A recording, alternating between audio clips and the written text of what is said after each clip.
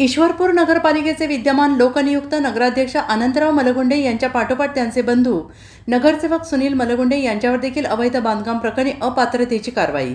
अतिक्रमण आणि अनधिकृत बांधकाम प्रकरणी उरून ईश्वरपूरचे नगराध्यक्ष अनंतराव मलगुंडे यांना अपात्र ठरवल्यानंतर आता त्यांचे बंधू नगरसेवक सुनील मलगुंडे यांनाही जिल्हाधिकाऱ्यांनी अपात्र ठरवलं आहे.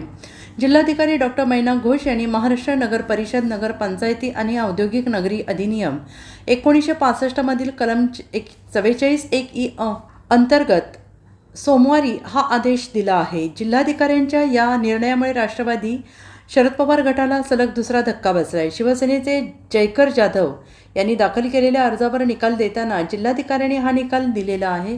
मलगुंडे यांना अपील करण्यासाठी 15 दिवसांची मुदत देण्यात आलेली आहे. शुक्रवारी जिल्हाधिकाऱ्यांनी नगराध्यक्ष आनंदराव मलगुंडे यांनाही याच प्रकरणात अपात्र ठरवले होते. या निर्णयामुळे उरून ईश्वरपूरच्या राजकीय वर्तुळात मोठी खळबळ उडालेली आहे. आता हे प्रकरण न्यायालयात जाणार असून न्यायालय काय निकाल देते याकडे सगळ्यांच्या नजरा लागलेल्या आहेत. तक्रारदार जाधव यांनी नगराध्यक्ष आनंदराव मलगुंडे आणि त्यांचे बंधू सुनील मलगुंडे यांनी अतिक्रमण करून अवैध बांधकाम केल्याची तक्रार जिल्हाधिकाऱ्यांकडे केलेली होती.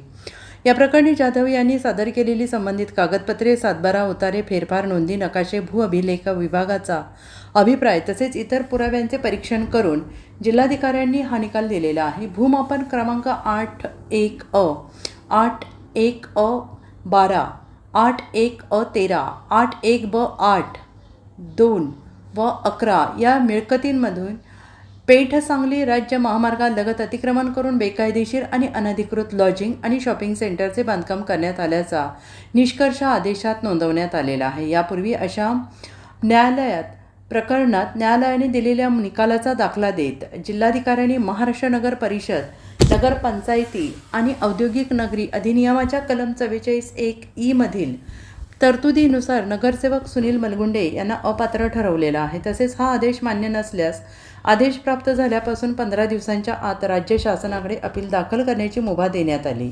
Bureau report, SBN Marathi.